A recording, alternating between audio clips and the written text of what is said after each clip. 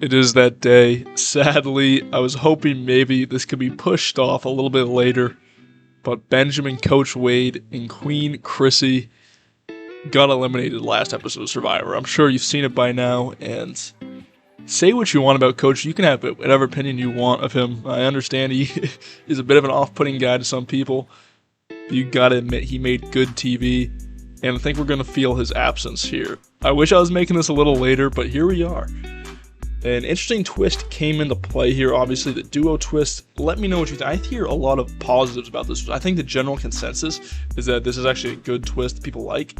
Personally, when I judge a twist, I judge it based on how much is chance impacting this.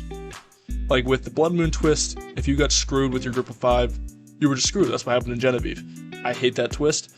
This twist, I think, is maybe getting a little too much love. I think it could be really good if you know what you're getting into when choosing a partner, because them going in blind, not knowing it's going to be a double vote out with the pair, Coach and Chrissy and Devins and Aubrey, I mean, those two were the only two on the chopping block, just because they're paired together in alliance, and everyone who was like Jonathan and Christian, well, they're in both sides of the alliance, so they're not a target from anyone because they have a member in that pairing that goes each way, each side.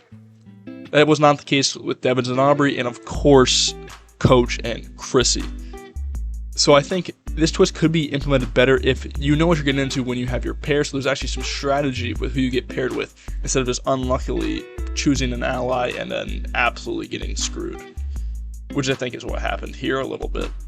But Coach was obviously going to be on the chopping block, and I think it is important to talk. I think Chrissy and Coach, obviously they played very closely together. I think it's even been more confirmed after, like, just from their commentary and stuff I've seen throughout the season.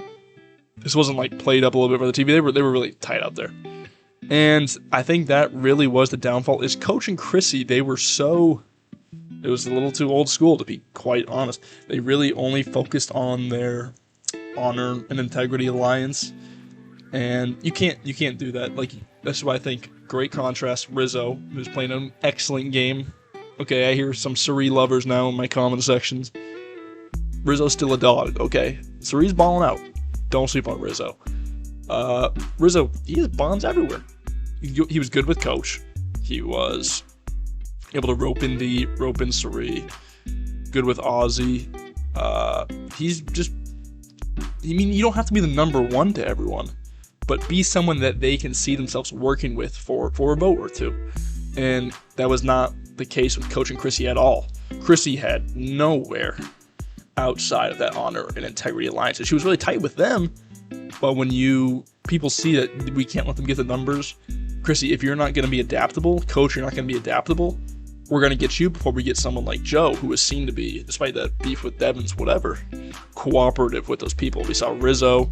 It's like, we better tell Joe. I mean, so Joe is at least somewhat in there, and Coach and Chrissy were not, by any means. That's the biggest flaw of their game. I think it's glaring.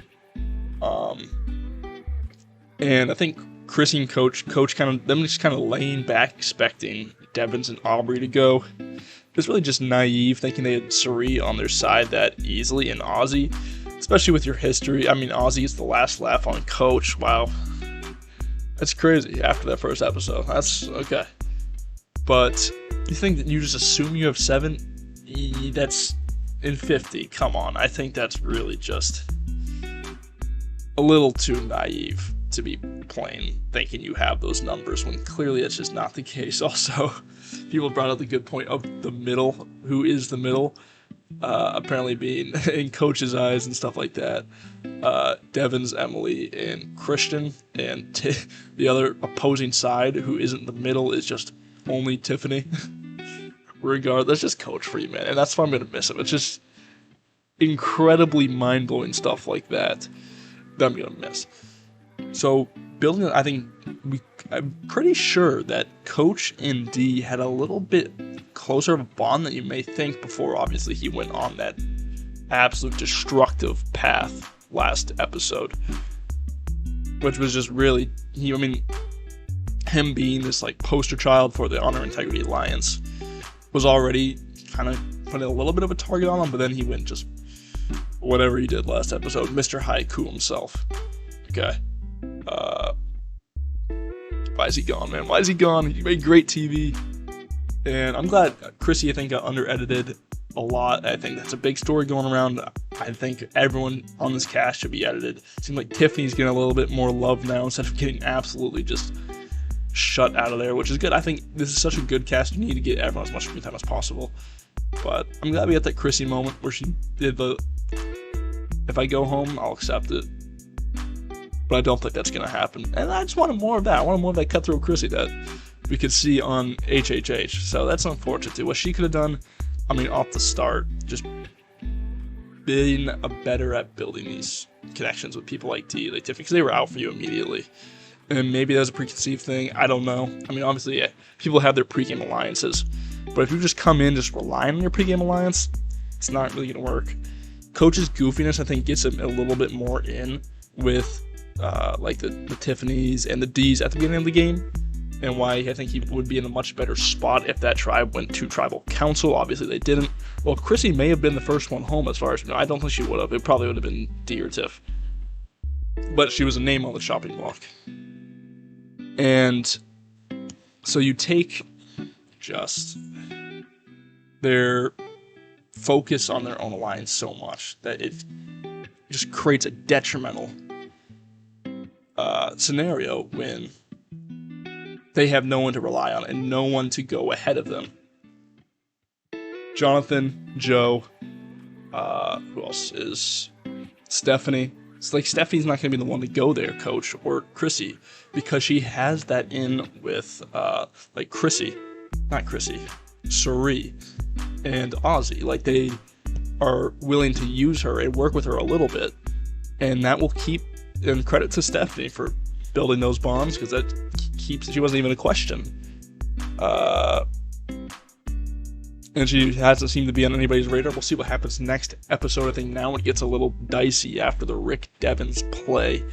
And I think that this kind of honor integrity thing, I think we can really start going now. I think the turning point is here in this season. And we don't have to worry about, like, imagine we just have a 5 or whatever. Just go down the line in a season like 50. Like what happened in South Pacific. Nightmare scenario. And now we can see some gameplay. Coach, I mean, what he could have done better, I think.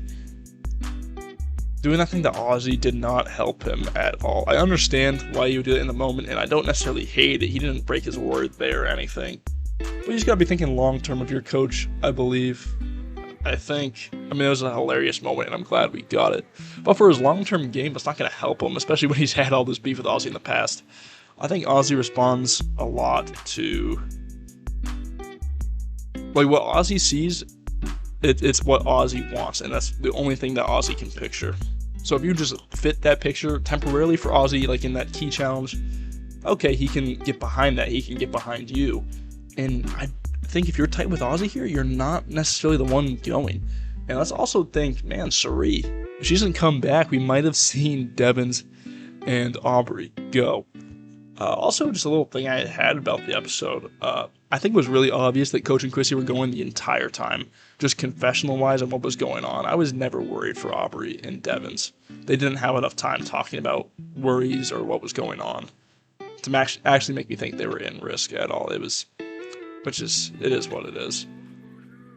But yeah, I really think it comes down to their weak social bonds throughout the game. They were really tight with their group, but when you don't have those like secondary and tertiary alliances, you're the first one to go.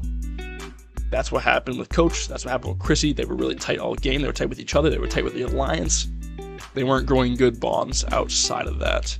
So I think that's simply what it is. As much of the character Coach is, I think, where he went wrong is pretty simple, to be quite honest. He had some outbursts that didn't help him. But I think primarily, and the thing that might get overlooked is just because of these outbursts, they might pop out at you and make you think, oh, well, he was being a lunatic and crazy. That's why you don't know. I don't think that's necessarily like the main reason. I really think it is just way too interconnected within his small group of 5 as opposed to a larger group. And Chrissy, I think the same thing goes with her too. She was really good with her group, and she's able to get them. She kept them close as long as she could, like with the vote to get Camilla out. But when she has to rely on other people, they were never going to go to bat for her. But I hope you have a great morning, afternoon, night, wherever you are. If you're in college, going through an exam season like I am, this is a late video after an exam I'm recording. Had to get it done. But I appreciate all the support out there, and I hope to share your opinion, whatever you think. I mean, I'm not always right. I mean, just